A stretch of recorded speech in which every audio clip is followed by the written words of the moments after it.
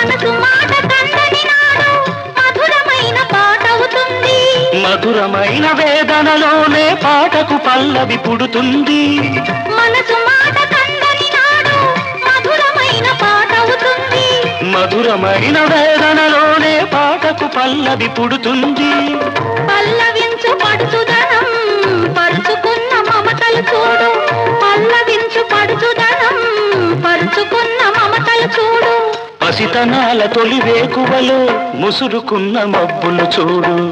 అందుకే ధ్యానం, అందుకే మౌనం, అందుకే ధ్యానం, అందుకే మౌనం.